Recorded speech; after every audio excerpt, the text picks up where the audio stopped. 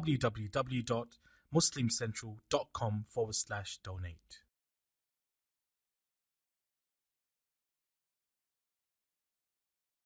Alhamdulillahi Rabbil Alameen wa salatu wa salamu ala ashrafil mursaleen Sayyidina Muhammad wa ala alihi wa sahbihi ajma'in. So dear brothers and sisters, Jazakumullahu khairan for coming to the halaqah tonight. And our topic tonight is how to fix our prayer. So we'll be talking about sujood as-sahw. And to begin with, when we stand up in prayer, we are communicating with our Creator subhanahu wa ta'ala, the Creator of the heavens and the earth, the King of Kings. So we are supposed to concentrate in our salat. Whatever worries we have in mind, whatever concerns we have, whatever family or business plans we have, we should know that Allah subhanahu wa ta'ala is the only one who has the power to make them happen, or to remove them if there are worries and concerns. So a true servant of Allah subhanahu wa ta'ala is supposed to concentrate in his salat, not to think of anything else or anybody else in the salah. طيب. So we said, the servant of Allah subhanahu wa ta'ala is supposed to gather all his attention in salat and concentrate in his salat. He's supposed to make the movements of his limbs synchronize with feelings of modesty and humility and concentration. So the mu'min strives in his salat to reach that, state of calmness, khushu' and tuma'nina. And when he reaches this state of calmness and khushu', then he will be, inshallah, included in the saying of Allah subhanahu wa ta'ala, قَدْ أَفْلَحَ الْمُؤْمِنُونَ الَّذِينَ هُمْ فِي صَلَاتِهِمْ خَاشِعُونَ. So the believers are successful, those who are humble in their prayers. Now, but Allah subhanahu wa ta'ala knows our weakness. He knows that we are humans, and we are weak, and we have shortcomings, we have problems. And it is almost impossible for anyone to fully concentrate in his salah. What is the dalil? We will know in this halaqah that Rasulullah ﷺ actually made sahw in his salat for couple of times actually. And they are well recorded in Sahih al-Bukhari and Sahih Muslim. There is a hikmah behind it. He made these mistakes so the ummah will learn from him alayhi salatu wassalam. But at the same time, he was a human. And, and a human being would make mistakes in his life. They're not sins. So by the way, sujood as-sahw has nothing to do with the ayah in Surah Al-Ma'un that says, وَيْلٌ لِلْمُصَلِّينَ الَّذِينَ هُمْ عَنْ صَلَاتِهِمْ سَاهُونَ. Okay, so it has nothing to do with this. Allah subhanahu wa ta'ala in Surah Al-Ma'un is talking about those who neglected their prayer. Either they don't pray it on time, or they don't care about their prayer, they don't perform it properly. But here we're talking about someone who is doing a mistake not on purpose. You're not doing it on purpose. It's just your mind was absent, you were thinking about something else, and you made a mistake. Allah subhanahu wa ta'ala will not take you to account for that. By His mercy, Allah subhanahu wa ta'ala prescribed for the mu'mineen, for the believers, ways and methods to rectify their salat when they do a mistake, and then there is nothing upon them. Their salat is correct after that, and everything will be fine, inshallah. طيب. This subject, ya ikhwan, of sujood as-sahw is a very complicated subject. So tonight I want you to concentrate with me. I want you to follow me step by step. It's very complicated. One of the most challenging parts of salat. And as a matter of fact, you see many Muslimin, many believers in the masajid, when a volunteer imam, like the official imam is not there and someone volunteers and he makes a mistake, and the people after the salah, they start actually sometimes having a dispute about it and arguing, and everyone will give his opinion about the correct way to fix the salat, or the way the salat should have been corrected. And you find different opinions, and sometimes they don't reach a conclusion, and they wait for the imam to come, or they go to someone else to ask. So this is a very good subject, and we need to, inshallah, we master this subject. We need to do it. Because everyone needs to fix his salat sometimes when he makes a mistake. Now, what is the definition of sujood as-sahw? What is the definition of sujood al-sahw, which is called in English prostration of forgetfulness or for forgetfulness? So the ulama, they said there are two prostration. So you make two sajdas. There are two prostrations that the one praying offers to compensate for any mistake that happened in his salat. And after, if you do them, you might do them before salam, or you might do them after the salam. So two cases. And both of them are okay. Well, we'll talk, because some ulama or some people believe that sujood al-sahw only happens before salam. There is no sujood al-sahw after salam. So now we, in this halaqah, we follow the other opinion, and we'll tell you why. What is the reason? Now, what could cause the sujood to be prescribed? Sujood al-sahw, the ulama have mentioned three causes or three reasons for it. Ziyada, excess or addition.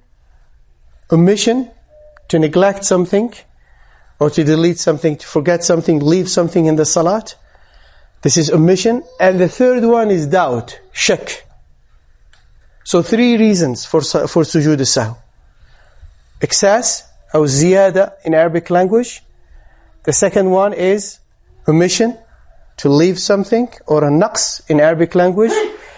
Doubt, a shak in Arabic. When you have doubt, you are not sure, you prayed 3 or 4. You are in the third rak'ah or the second rak'ah. Did you do the second sujood, second sajda in this rak'ah or not? So we'll talk about this today, inshallah.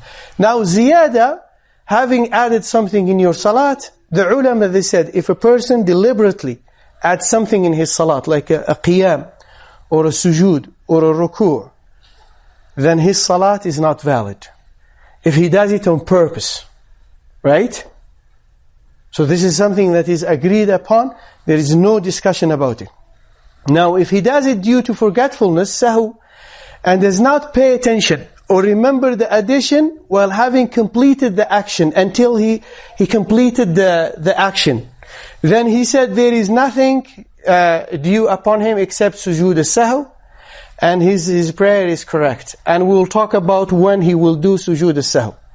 Now, they said if remember while performing that addition, for example, someone stood up for the fifth rak'ah in Asr prayer or Dhuhr prayer, and he remembers that he's doing the fifth rak'ah, then he's supposed to stop now, to leave that addition immediately, and then sit down. And then, of course, he will do sujood al-sahw after that, and in this case, it will be after salam. But we'll talk about this ruling later on. But now, just to let you know, that if he knows, now if he remembers while doing this action, this addition, then he should stop right away and go back to his salat, finish his salat, and do sujood sahw. طيب. Now we have a case study of someone offering 5 rak'ahs for dhuhr prayer, for example. The ulama, they said there are 3 scenarios for someone who offered 5 rak'ahs for salat al-dhuhr. The first scenario, he does not remember that he added a rak'ah except while in tashahhud. Yani he was in tashahhud now, so he completed the 5th rak'ah actually. So he should complete the tashahhud, offer the salutation, yani the salam, and then prostrate for forgetfulness, and then do salam again. So this is clear. He remembered while doing tashahhud. That means he prayed 5 rak'ah. He completed 5 rak'ah now. 5 rak'ahs. So what is he supposed to do? He finishes the salat, he completes the salat, and he's supposed to offer his salam, the last salam, and then do 2 sajdas al-sahw, prostrates for a sahw for forgetfulness, and then he's supposed to give salam again. So this is the first case. The second case, they said he remembers that he's doing the 5th rak'ah, then he should immediately sit down for tashahhud and make salam, then prostrate for forgetfulness. Because there is a ziyada here, there is an addition. He stood up to do the 5th rak'ah, and then he remembered that he should sit down immediately, and then do the tashahhud, perform his tashahhud, recite his tashahhud, give his salam, and then he should, prostrate for forgetfulness and give salam again. So this is the second case. And the third scenario, they said he does not remember the addition except after salam. then he should prostrate for forgetfulness and offer salam again. Of course, if it is for a short period of time, if he remembered after a short period of time. If he remembered after a long period of time, then he should repeat the salah. Because salah, he did 5 rak'ahs. He's not supposed to pray 5 rak'ahs. Wallahu ta'ala alam. So what is the dalil for this? Is the hadith of Abdullah ibn Mas'ud. He said that the Prophet sallallahu alaihi wasallam prayed dhuhr with 5 rak'ahs. So someone said, has increase been made in salat? And of course, you know, the problem here, those people who leave early, right after the salat, some of them left. So Rasulullah ﷺ said, and why is that? And they said, you have prayed 5 rak'ahs. So what did he do, sallallahu alayhi wasallam? He performed 2 prostrations after having given the salutation. So 2 prostrations, and then he gave salam again. You always have to give salam. If you do the sujood al-sahw after salam, you need to do another salam, but you don't do another tashahhud. There is a hadith about it that is weak. And in the Maliki madhab, they follow this hadith, wallahu ta'ala alam, and they do another tashahhud. I'm not sure about the other madhab. But there is no other tashahhud. You don't offer another tashahhud. You just offer your salam, sujood al-sahw, and then salam again. The second case study here, a person giving salam before the completion of the prayer. So he gives salam after praying 2 rak'ahs, for example. And then they said, the ulama, they said, whoever gives salam before the completion of the prayer, deliberately, on purpose, then his salat is not valid. His salat is nullified. If he does it on purpose, for whatever reason, then he has to pray again. He has to offer this salat again. But they said, in case of forgetfulness, then we have 2 scenarios. The first scenario, he does not remember this until a long time. Then he should repeat his salat. After 15 minutes, 20 minutes, or 1 hour, then he should repeat his salat. And the second scenario, he remembers after a short period of time. And Shaykh ibn Uthaymin, rahmatullah alayhi, he said, he mentioned an example, 2 or 3 minutes. Sitting down and doing the dhikr, tasbih, or he was just leaving the masjid. And when he was about to leave, within 2-3 minutes, he remembered that he offered only 2 rak'ahs. Then here the ulama, he said he should complete his prayer and then give salam and then prostrate again for forgetfulness and then give salam again. Here he's prostrating after salam. Why? Because there was a gap. Or he completed, he made a salam. This is the addition. He made salam before its time, before the right time. So he added a salam because he will be doing another salam at the end. Right? So there is an addition here. And the proof, they said the hadith of Abu Hurairah, the Prophet ﷺ led them in the dhuhr or asr prayer and gave the salam after 2 rak'ahs. So this is the Prophet of Allah ﷺ, and he forgot. He prayed only 2 rak'ahs in dhuhr or asr. And then the narrator, he said, then those who were in hurry left the masjid, saying the salat has been reduced. So Rasulullah ﷺ went to the front area, and there was a piece of wood, stood up there leaning on it, like he was angry. This is how the narrator describing Rasulullah ﷺ, maybe his mind was, busy with something, he was thinking about something, Allahu Ta'ala A'lam. So a man stood and said, O Messenger of Allah, they call him Dhul Yadayn, have you forgotten or has the prayer been reduced? So the Prophet ﷺ said, I did not forget, nor has it been reduced. And then he asked the Sahaba, because he was not sure. Then they asked the Sahaba, and among them were Abu Bakr and Umar, radiyallahu anhuma. They were present, but they said they felt shy. They didn't want to talk to Rasulullah ﷺ about it. They didn't know what to do. But this man asked Rasulullah ﷺ. So when he asked the Sahaba, and this man, they said, you have forgotten, then you have forgotten. If it was not reduced, then you have forgotten. And then he asked the Sahaba, and they said yes. So Rasulullah ﷺ went forward, and they prayed what remained of the salat, the last 2 rak'ahs, and then he offered his salam. On purpose now, he's doing salam after the first, he's doing sujood al-sahw after offering the salam, for those who do not believe that, sujood al-sahw is not prescribed after salam, just in case you meet someone who telling that this is a hadith sahih in Bukhari and Muslim. So on purpose here, because there was a ziyada, he made salam, he added another salam, and he was talking to the Sahaba. So he did not repeat the salat. He didn't say, let's pray Asr or Dhuhr again. No. He went, because it was a short period of time, went forward, prayed 2 rak'ahs, offered his salam, and then he did his sujood al-sahw, prostrated for forgetfulness, and he offered his salam again. And this hadith is in Bukhari and Muslim. Now, the ulama talked about the case of those who were late to join the prayer and had to stand up to make up what they had missed. The imam prayed only 2 rak'ahs, and we got some people who came late.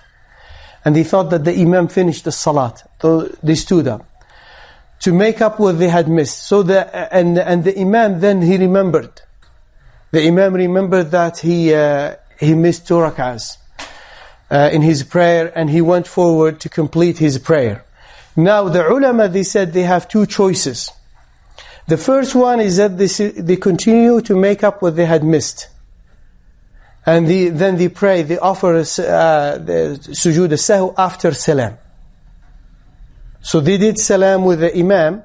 They didn't do the salam with the imam, but they stood up to continue. And they are supposed to continue, they don't follow the imam here, in the first case. You see what I'm talking about? So the imam is trying to complete his salat, but they already stood up. So they said they have this first option to stand up, they perform the prostration for forgetfulness after they finish the salat, after the salam, and then they offer the salam again. And the second option, they said they may return to follow the imam again. And when he offers his salam, they stand up to complete what they have missed. Now he's offering the imam completed his salat, and he did sujood al-sahw.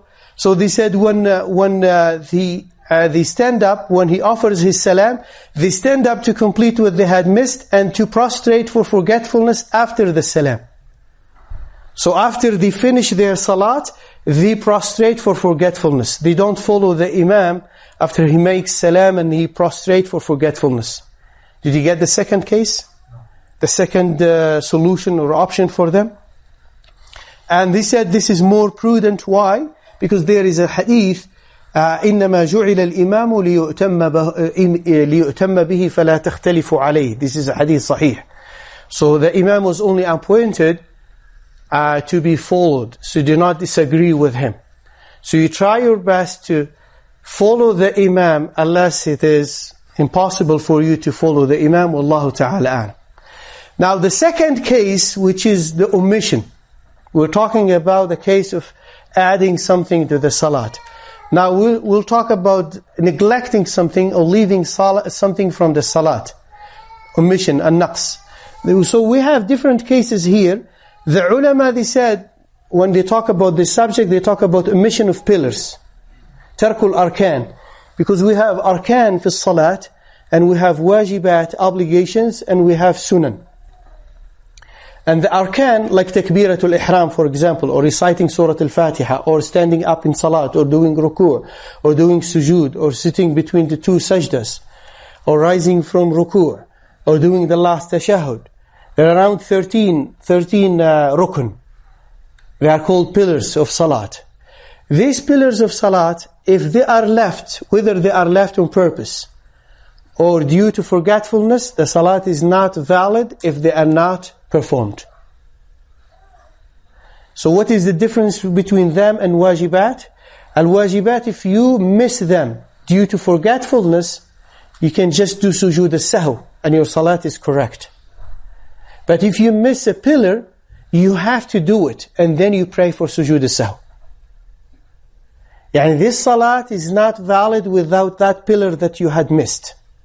But if you miss a wajib, and there are around 7 wajibat, like مثلا takbirat al-intiqal, all the takbirs in the salat other than the initial takbir, which is takbirat al-ihram, or saying sami' Allahu liman hamidah, or saying rabbana wa lakal hamd, or the first tashahhud, وَالْجُلُوسُ لَهُ, and sitting for it.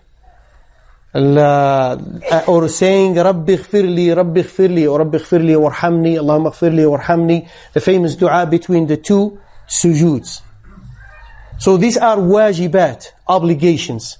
And of course they are not agreed upon, the ulama did not agree about them, but this is the safest opinion. If you want to be in the safe side, you treat this Subhana Rabbi al-A'la, Subhana Rabbi al-Azim, Sami' Allahu min hamidah, Rabbana wa lakal hamd. You treat them as wajibat. Because in some madhahib, they believe they are sunan.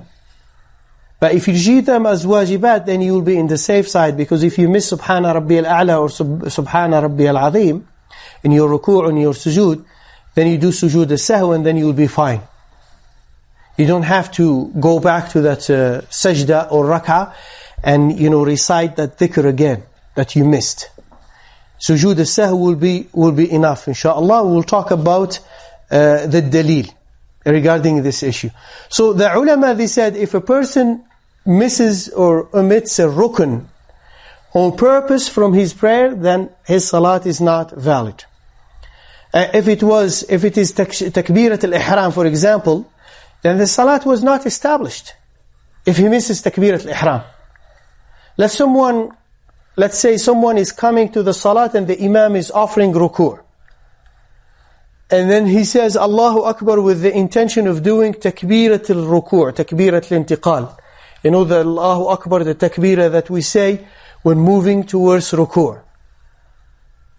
If he does it with this intention, if he recites the takbir with this intention, that this takbir is for this movement, then his salat is not valid.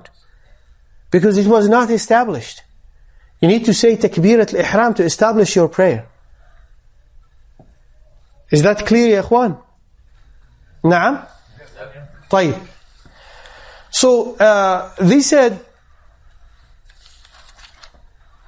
if this rukn is something other than initial takbir, if he left it deliberately, then his salat is nullified. If it is due to forgetfulness, sahw, then the ulama, they said, if he continues his salat and reaches the same rukn in the second rak'ah, need to pay attention to this. He forgot a ruku' in the first rak'ah, and then he continued his salat. So he missed the ruku' in the first rak'ah, and continued his salat. And then he reached the second rak'ah, and he remembered at the time of doing the ruku' that he missed the ruku' in the first rak'ah. What will happen? What is the ruling? He cancels the first rak'ah. The first rak'ah would be cancelled. And then he starts counting, or his calculation from the second one. And then of course, he added something. He added a full rak'ah here. Without ruku', of course, but it is like a full rak'ah. So he has to do sujood after salam or before salam? After salam. So this is the first case. So he cancels the previous rak'ah in which he forgot that rukn, and the following rak'ah will take its place, and he continues his salat, offers his sujood al-sahw after salam. Wallahu ta'ala a'lam. Now the ulama, they said, if he has not reached its place in the second rak'ah, what is he supposed to do? He's supposed to go back to it. And then continue his rak'ah. They said it is obligatory upon him to return to the missed pillar if he did not reach its place in the next rak'ah. Like he missed ruku' in the first rak'ah, and then he did the two sajdas, and he stood up for the second rak'ah. And he's still reciting Surah Al-Fatiha. He did not reach the ruku' in the second rak'ah. So what is he supposed to do? Na'am? No, he's supposed to go back. He's supposed to go back to the ruku'. Makes ruku' immediately. But the ruku' is the second or the first? Or the first. So he's neglecting the second rak'ah, going back to the first rak'ah. Na'am? It's not the same. Because if he's the second rak'ah, he's supposed to finish Al-Fatiha and finish Surah, and then he's supposed to do a ruku', right? But here he was reciting Al-Fatiha and he remembered that he missed the ruku' in the first rak'ah. So he quits al-Fatiha. And he does ruku' right away, right? And then with the intention of completing what? The first rak'ah. Then he does another 2 sajdas. Again, for the first rak'ah, to complete the first rak'ah. And then he goes into the second rak'ah. Is that clear now? طيب. An example here, they said he forgot the second sujood prostration in the first rak'ah. We don't need to go through this example because it's clear. The matter is clear, right? It's the same thing. طيب. The second case, omission of wajibat, ya ikhwan. Wajibat, I mentioned the wajibat, there are 7 sometimes. They tell you there are 8. They distinguish between a tashahhud, the first tashahhud, and the sitting for it. Sitting for the tashahhud, they count it as a wajib by itself. And some of them, they said, as-tashahhud al-awwal wal-julusu lahu. So they put them together. The first tashahhud and sitting for it, to put them together as one wajib. There is no big difference. But if you read some books, you will find that in some ulama, they count only 3 or 4 wajibat. At-tashahhud al-awwal, the first tashahhud, and maybe saying Sami' Allahu min hamidah, Rabbana wa lakal hamd, and the other takbirs other than the initial takbir, and that's it for wajibat. And I told you, it's better to be in the safe side, to treat the other wajibat, saying Subhana Rabbi al-A'la in sujood, saying Subhana Rabbi al-Azim in ruku', to treat them as wajibat. You will be inshaAllah in the safe side. Wallahu ta'ala alam. And qawli, or saying Rabbi ighfirli during the sitting between the 2 sujood, the 2 sajdas, Rabbi ighfirli, Rabbi ighfirli, Rabbi ighfirli 3 times. The wajib is only 1 time. Subhana Rabbi al-A'la, the wajib is only 1 time. Subhana Rabbi al-Azim, the wajib is only 1 time. All the other additions are sunan, and they are recommended. Whether you recite them for 3 times or 5 times or a maximum 10 times.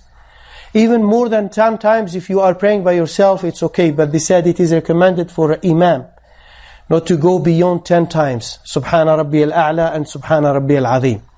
It is recommended for any imam who is leading the prayer.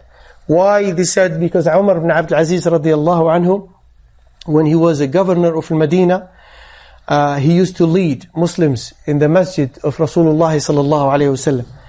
And Anas ibn Malik, he was a Sahabi, a senior Sahabi, who used to live in Basra at that time. He came to visit the city of Medina, and he prayed behind Umar ibn Abdul Aziz radiyallahu anhu. And then he said, after he finished his salat, he said, this young man reminded me about the prayer of Rasulullah sallallahu alayhi wasallam. And they counted his tasbihat, they found them around, they estimated his tasbihat in sujood and ruku', and they said that they were around 10 tasbihs. Wallahu ta'ala a'lam. Now I told you what is the difference between rukn and wajib, right? What is the difference? Question here before we question. Could you tell me what is the difference? What is the difference between rukn and wajib? So wajib is something if you miss, you make the sajda for forgetfulness. But if you miss a rukn, then you have to, depending on how you missed it, you have to go back and finish that obligation. You have to, yeah. So the rukn has to be performed. Whether you forgot it on purpose or due to forgetfulness, it has to be performed, the rukn. But the wajib, if you forgot the wajib and you left its place, this is very important. You left its place, because if you did not leave its place, then you have to perform it. It is an obligation upon you to perform it. Let's مثلا tashahhud al-awwal. It is wajib, it is not rukn. And you forgot that you have to do tashahhud, you are about to stand up. You are just sitting, you are sitting, but you are about to stand up, and then you remember that you didn't do tashahhud al-awwal. Then here it is an obligation upon you to perform this wajib. Right? Or you stood up halfway. This is an example of tashahhud al-awwal. So you come back and sit down, and you do it. But if you stand up straight, you don't have to, because you left its place, you moved on from its place to the next rukn. So here you don't have to do it. And this is what happened to Rasulullah ﷺ. You don't have to do it. And you just do sujood al-sahw, and that would be enough, inshallah. طيب, Abdullah ibn Buhayna narrated a hadith from Rasulullah ﷺ. He said, the Prophet led them in dhuhr prayer. And he stood after the first 2 rak'ahs. And did not sit, meaning he did not recite the first tashahhud. So the people stood along with him. The Sahaba radiallahu anhum used to follow Rasulullah sallallahu alaihi wasallam all the time. Whatever he does, they will do it. Nowadays, the problem with this case, if the Imam stand up, the people will keep seating, and they will keep saying Subhanallah, Subhanallah, Subhanallah, trying to remind him that if the Imam is knowledgeable and he knows that he's not supposed to go back, then there is a problem. I don't know how we can solve it. But in many cases, I knew about many cases, many stories here happening in Calgary, that the Imam, the moment he hears Subhanallah, then he panics and then he goes back to the position of sitting. And he's not supposed to go back to. Because people, they think, khalas, this is making a mistake, he should go back. And Rasulullah ﷺ in this is a hadith sahih in Bukhari and Muslim. So Abdullah ibn Buhayna radiallahu anhu, he said the people stood along with him alayhi salatu wassalam. Then when it came to the completion, when he completed his prayer, and people awaited his salam, he didn't know what he will be doing. So he said takbir while sitting and performed 2 sujuds before salam. He prostrated for forgetfulness before salam. Right? And then he did his salam again. At the end, of course, he didn't do another salam. It's only one salam. And this hadith is in Bukhari and Muslim. So here there is naqs. There is omission. He left tashahhud, the first tashahhud. And it is not rukn. We know that it is not rukn. If it was rukn, Rasulullah ﷺ would have gone back to it, and then he would have recited tashahhud, and then completed his salat. So this is a dalil that tashahhud, the first tashahhud, is not rukn. Some ulama even believe that the first tashahhud could be sunnah, but the most correct opinion, wallahu ta'ala alam, that it is wajib. It is not rukn, it is not sunnah, it is wajib. If you miss a sunnah, and you don't do sujood, you don't have to do sujood sahw for sunnah, for missing a sunnah, unless you want. This is the difference between rukn and wajib and sunnah when it comes to sujood sahw. But if you miss a rukn, or you have some doubt in your salat, or you miss a wajib, then you have to do sujood sahw. Now when it comes to the third reason, which is doubt, shak. Now the ulama, they said doubt is to be uncertain about which of the 2 matters has occurred. You have doubt. You are not sure if you prayed 3 or 4. Now, and they said, this is really important. Doubt is not taken into account in 3 cases. In 3 cases. The first case is when it is a short thought. It has no reality. خاطر. باللغة العربية تسمى خاطرة. You just thought about it, you might have made a mistake, and then you just neglect it because you are sure about your salat now, you are confident that you are doing the right thing. Khatira saghira, a short thought. So he said, you don't have to pay attention to this doubt. The second, when it occurs frequently, almost in every salah, the person has some doubt about his ruku', his sujood, then the person has to seek some help. He has to see a psychiatrist, or he has to, the ulama, they said, the person here should not pay attention to this doubt. And if he pays attention to this doubt, he will be like trying to fix his salat in every salat. Unless he prays with the imam and he does not miss anything, then everything is fine. These are the benefits of Salat al-Jama'ah.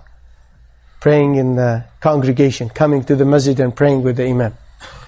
But if someone is praying by himself and he has this problem all the time, they said the ulama, he does not. He's not supposed to pay attention to this doubt, this kind of doubt that happens frequently every day in every salat. Because here he needs some help, he has some problems. And the ulama, they said, if this doubt occurs after the salat is completed, then he should not. مثلا, you prayed dhuhr, and then after you said salam and everything, after 5 minutes, and you start thinking, did you pray 3 or 4? The ulama, they said, you don't have to pay attention to this doubt, you don't take it into account, unless you are sure that you made a mistake. Then you act based on that knowledge. Like you are sure now that you prayed only 3. You don't say, no, it happened after, this doubt is happening after the salat, it's okay, you just ignore it. No. You ignore it if you are not sure, you still have doubt. But the moment you reach, you are able to make a conclusion, and you reach some knowledge about it, you say, no, I'm sure now, I prayed only 3. Then you act based on this knowledge, that you prayed only 3. So what do? You pray another rak'ah, and then you pray after salam or before salam, sujood sahw? After, because you added what? You added salam. You added salam here. Because you added salam, and then you prayed another rak'ah, and you did another salam. You have to do another salam at the end. So the sujood sahw has to be after the salam. Wallahu ta'ala a'lam. طيب. Now the ulama said, other than these 3 cases, doubt is taken into consideration. Yani we have to take it into account. Other these 3 cases. The first case we said, when it is a short thought, it has no reality, it's very quick, you don't pay attention to it. The second case, if it happens frequently in every salat, every day, and this is a problem, and the person has to seek some help. He is not supposed to pay attention to this doubt. And the third case, if it happens after the act of ibadah is completed. مثلا wudu, for example, the same thing. After you finished your wudu and left your house, now you have some doubt. Did you wash your feet or not? If you still have a doubt, then don't pay attention to this doubt. But if you are able to reach a conclusion, and you say, oh my God, I didn't wash my feet, then you have to wash your feet. Unless it is a long period of time, then you have to repeat the wudu. Wallahu ta'ala a'lam. Now, they said, other than these 3 cases, doubt is taken into consideration, and we have 2 cases here, or 2 scenarios. The first scenario is al-taharri, and the second one, al-bina ala al-yaqeen. Al-taharri is you start thinking about it and trying to make a conclusion. And then يغلب على ظنك, one matter in your mind is more weighty in your mind. Yani you're almost sure that this is the case. After you thought about it, this is called a taharri. So this is one case. And the other case is, you thought about it, you tried to solve it, you could not reach any conclusion. So here you do al-bina ala al-yaqeen, you build upon certainty. What is the certainty here? If you had doubt about whether you prayed 3 or 4, what is the certainty here? What is al-yaqeen? 3. So you go with a lesser number.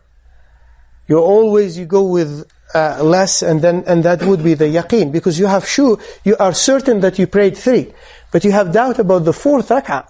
Have you prayed the 4th or not? This is the doubt here.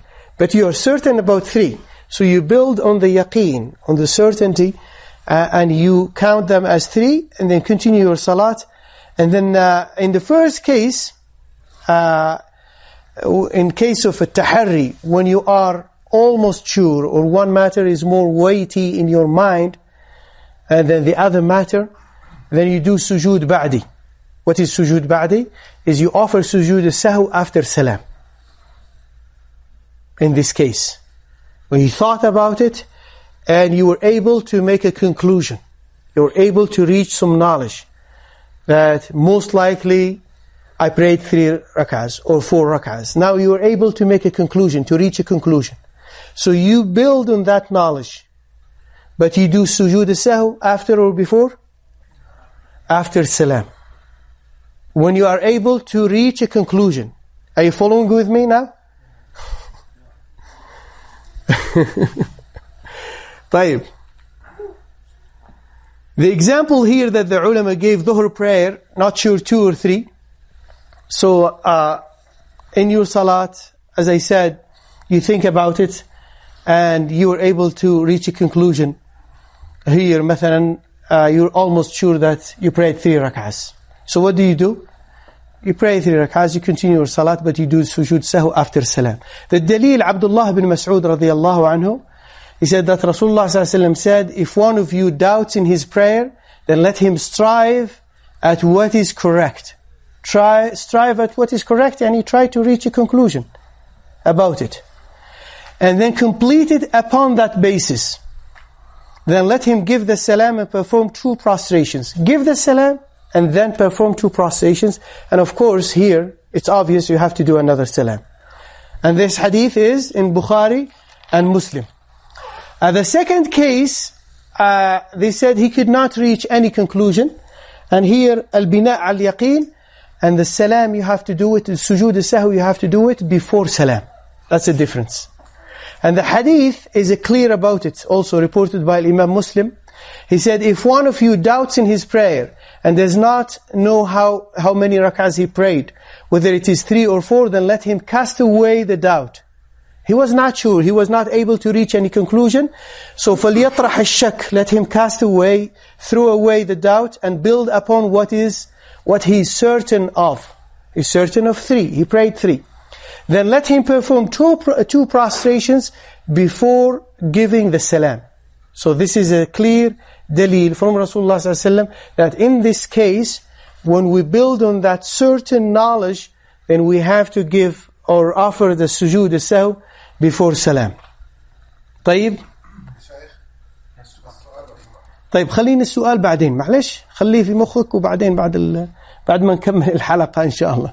I know many people have plenty of questions about this subject, but we'll try our best inshallah. طيب, there is a very common case.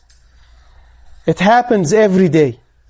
When someone is coming into the masjid and the imam is praying, and the imam is offering the ruku'. So the brother would join the jama'ah, and he would offer مثلا takbirat al-ihram, and then goes into ruku' to catch the ruku' with the imam. Of course, it's better for him to say the second takbirah, but the first one is rukun, he cannot miss it, which is takbirat al-ihram, while standing up. You have to do it while standing up. The first one. If you do it while bending, there is a long discussion about it. A long discussion about it between the ulama. And the 4 madhab, you go to the 4 madhab, in the same madhab, you find different opinions, whether his salat was correct or not. If you offer this takbirat al-ihram while bending. And I read all the tafasil of the madhab, I couldn't reach a conclusion about it. So my answer to you, be in the safe side, offer your takbirat al-ihram all the time, while standing straight. And then you go into the ruku'. If you miss the takbirat al-ruku', takbirat al-intiqal, the second takbirah, it's okay. The ulama, they said your salat is correct and you don't have to do sujood al-sahw. Even though the takbirah here is wajib in regular salat. But in this case, the ulama, they said it's okay. As long as your intention was to catch the ruku' and catch this rak'ah with the imam.